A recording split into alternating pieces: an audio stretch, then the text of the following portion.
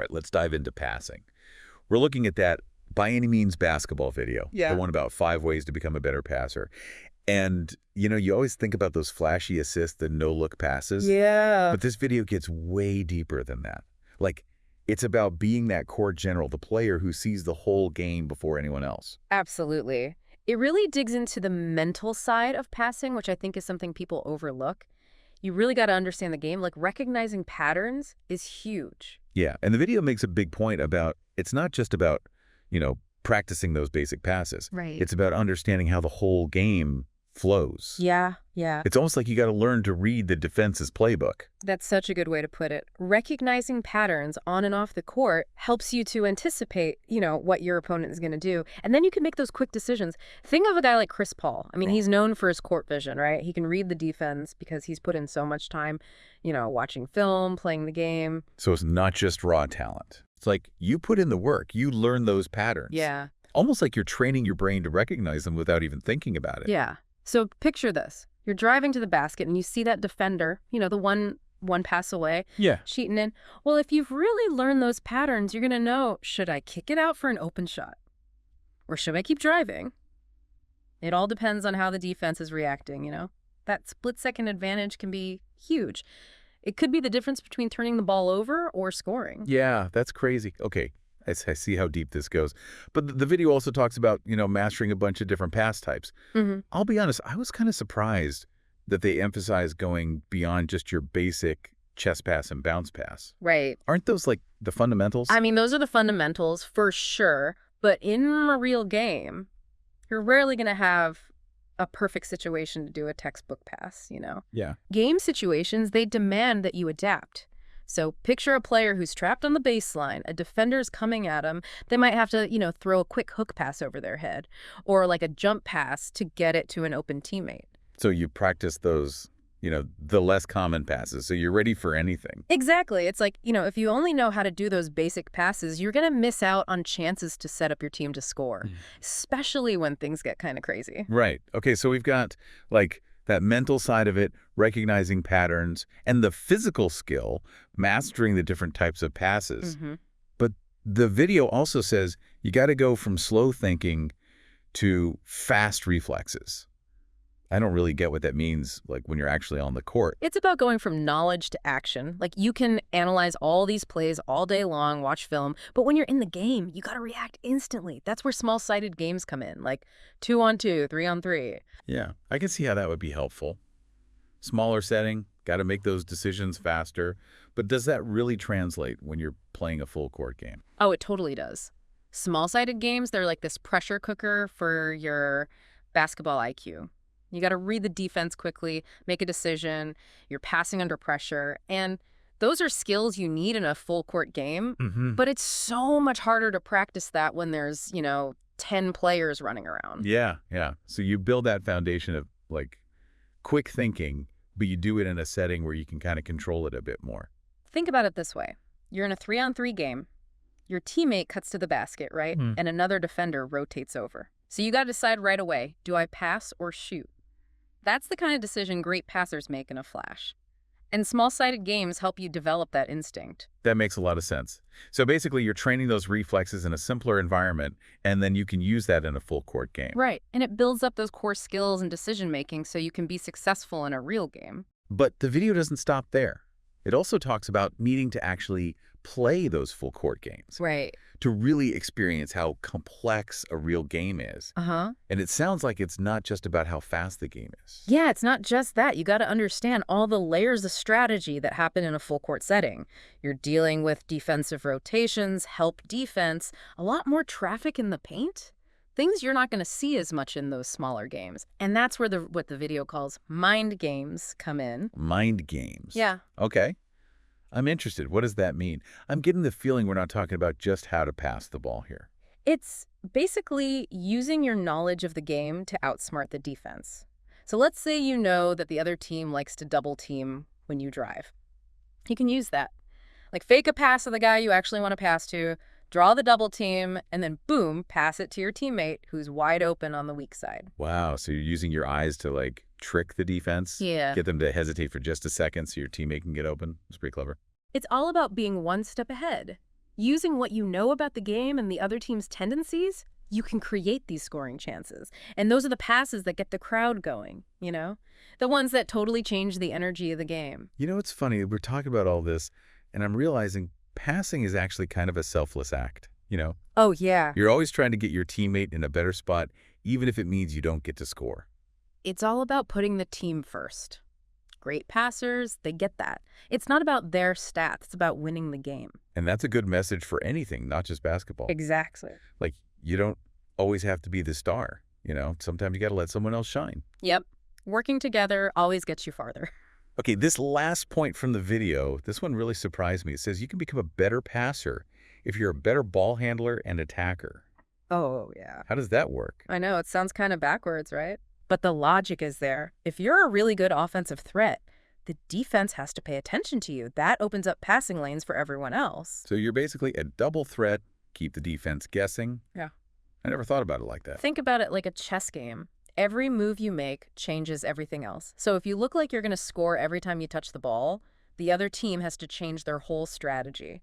And like the video said, that creates openings for your teammates. Exactly. They got to try to stop you from scoring, so that leaves other guys open. You're basically making them pay for focusing on you too much. And the best part is, it's not a selfish move. You're making your teammates better just by being good at offense. This is amazing. I thought we were just going to break down some passing techniques, but it's so much more than that. It's like every skill on the court, they all work together. Yeah. And that's what makes a good offense. It's so true. Basketball is so cool because it's not just about individual skills. You have to blend them all together to make the team work. You know, as we're talking about this, I keep thinking about vision. It's not just seeing the open man. Right. It's about seeing where they're going to be, almost like you've got this sixth sense on the court. And that's got to be what separates, like, the good passers from the truly great ones, right? Being able to see the play before it happens. But is that something you're born with? Can you actually, like, practice and get better at that? It's a little bit of both, honestly. Some guys just naturally see the game differently. Right. But even those guys, they got to work at it. You know, practice and experience, that's how you really build that vision. It's like anything else, the more you work at it, the better you get. Okay, so how do you actually practice vision, though? You can't just, like, stand on the court and be like, yeah, I'm going to see things differently now. You got to be focused when you practice. Don't just go through the motions. Pay attention to what everyone else is doing, where they're moving. Try to guess where they're going. And then think about the best way to get them the ball. The video also talks about using film to get better at this. Film study for vision. Yeah. I guess I always thought that was more about, like, analyzing plays and strategy, not really something that would help you see better on the court. Well, when you watch film, you're seeing the game differently. Right. You're not just focused on the ball. Right. You're seeing the whole court, all the players. Like, you've got this bird's eye view. I see. So you're not just watching what happens, you're actually seeing why things happen. Yeah. And that helps you pick up on those patterns, those tendencies that you might miss if you were just playing. Exactly. And that can help you get better at spacing, timing, being aware of what's happening all over the court, which are all super important for passing. And it's not just pro games either. Watch your own games, even pickup games. You can learn a lot from that. It's like you're always learning, always trying to get better. Right. But even if you have great vision, sometimes just getting the pass there isn't enough. You got to get it to your teammate in a way that they can actually do something with it. Oh, that is so important. A great pass isn't just about getting the ball to your teammate. It's about putting it right where they need it to make a play. I've definitely seen those passes that look super fancy, but they actually make it harder to score. You know what I mean? Yeah. Like if it's too far ahead of them or they got to change their whole stride to get to it. It's like when a quarterback throws the ball too high or too low in football. Makes it really hard for the receiver to catch it in stride. In basketball, you want to lead your teammate, put the ball where they can catch it without breaking stride so they can attack the basket. So it's almost like you got to know each of your teammates, you know, what they like. Like, do they like the ball out in front? Do they prefer a bounce pass or a chest pass? Yeah, it's like you're talking to each teammate in a different language using your passes. And just like with any language, you got to practice to get good at it. That makes me think of, like, those classic NBA duos, you know? Right. Stockton and Malone, Nash and Stoudemire. You could tell they had this connection, like they could read each other's minds. And that comes from playing together a ton, building that chemistry and understanding, pickup games, scrimmages, you know, putting in the time builds those connections. This video is really good at highlighting how important the mental game is in passing. It's not just about how skilled you are, it's about being smart, thinking ahead. And they use this phrase, playing mind games with the defense. What does that mean? It's about tricking the defense. You use your eyes, your body language to make them think you're going to do one thing when you're really going to do something else. Sounds like you're playing poker out there, trying to bluff your opponent into making the wrong move. Got any examples? Yeah, picture this. You're driving to the hoop, and you lock eyes with your teammate who's cutting to the basket. The defender sees you looking that way and tries to block the pass, but you don't pass it there. You use your peripheral vision to find another guy who's wide open, and you hit him with the pass. Easy score. So you're using your eyes to, like, fake out the defense, Yeah. create that little bit of hesitation so someone else can get open. Man, that's smart. It's about thinking ahead, knowing how the other team plays, and then you can create those chances. And those are the kinds of passes that really get the crowd going, the ones that can change the whole game. It's funny, the more we talk about this, the more I realize how unselfish passing really is. Oh, for sure. You're always looking to set up your teammate, even if it means you don't get to score. It's the ultimate team-first mentality. The great passers get that. It's not about their own stats. It's about getting the W. And that's a good lesson for life, too, don't you think? Absolutely. It's not always about being the star. Sometimes you got to help other people succeed. It's about the bigger picture, like working together. You know, you can achieve so much more that way. Okay, so we talked about how individual skills can make you a better passer. That was a surprise. Yeah, it's kind of a counterintuitive idea, right? Yeah, but I'm starting to get it now. Uh-huh. When you work on your own offensive skills, the defense has to focus on you more. Right. It's like a chain reaction. If you look like you're going to score every time you touch the ball, the other team has to change their whole strategy. It's like a game of chess, you know? Every move changes the whole board. And that's what creates those opportunities for your teammates. They got to stop you from scoring, and that leaves other guys open. Exactly. It's like you're forcing the defense to make a choice. Are you going to guard him, or are you going to guard everyone else? This is blowing my mind. We're going way beyond just basic passing. Right. It's so much more than that. It's like everything you do on the court affects everything else. Basketball is so dynamic. It's a constant back and forth. You need individual skills, but you also need a good team strategy. Man, this deep dive has been so insightful. We started with just passing, but we've talked about so much more than that. The mental game, court vision, team chemistry. This is a lot to process. Yeah, it's a lot to take in. Let's take a quick break, and we'll come back and finish up our deep dive. You know, we've talked a lot about, like, how to pass the ball, the techniques, the strategy, all that.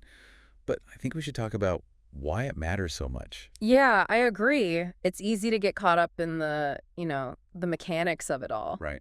But passing is about so much more than that. It really affects how the game plays out. How do you mean? Like beyond the game kind of thing? Well, obviously passing moves the ball and that helps you score. Yeah. But it's also about, like, trust, communicating with your teammates, being unselfish. Right. It's knowing that you don't have to score every point yourself. Sometimes the best thing you can do is just give the ball to someone who's in a better position. It's almost like a life lesson or something, isn't it? Like all the time, you got to work with other people. You got to trust people. Sometimes you got to put the group first. I'm with you on that. Think about, like, a business, right? The really successful ones are all about people working together, sharing their ideas, or a family. Everybody's got to pitch in to make things work. And passing in basketball, it's like a perfect example of that. It's crazy how passing, something that seems so basic, can say so much about a team, And it even connects to stuff outside of basketball. It shows how important teamwork is, and that's true in any situation, not just on the court. Like when you have a team where everybody shares the ball, everybody trusts each other, that's when you win. It makes me think of those teams that, like, nobody expects to win, but then they do. Maybe they don't have the best players, but they play so well together. Those are the teams that really get passing. It's like their commitment to each other, to winning as a team. It shows in their passing. The ball moves so smoothly. Everyone's cutting and moving. It's awesome to watch. We've been talking a lot about how passing helps you win, but this conversation is making me see how it helps build a team. Yeah, it creates an environment where everybody feels important, like they can contribute. And when you pass the ball to someone, you're basically saying, hey, I trust you to make the right play. And that trust is a big deal. It's funny, sometimes the most important plays aren't the big flashy ones. Yeah. It's that simple extra pass setting up your teammate to score. Those are the plays that really show what a team is all about. They build that foundation. And then when you combine that with the skills and strategies we talked about, that's how you get a team that's amazing at passing. This has been a crazy deep dive. We started with just passing, but we've talked about like everything. I know, right? Understanding the game, how to trick your opponent, trusting your teammates, all of that. It all goes back to passing. Yeah, it's so much more than just getting the ball from one guy to another. Yeah, you got to understand the game, you got to think ahead, you got to know your teammates, and then you got to make the play that gives your team the best shot at winning. It's amazing how much there is to passing. I never thought about it like this before. It's like an art form, you know? It takes strategy, skill, it shows what kind of team you are. So everybody listening, remember, passing is more than just a basic skill. It's like a secret weapon. Yeah. And it's proof that teamwork really works. Keep practicing, keep learning, and keep passing that ball.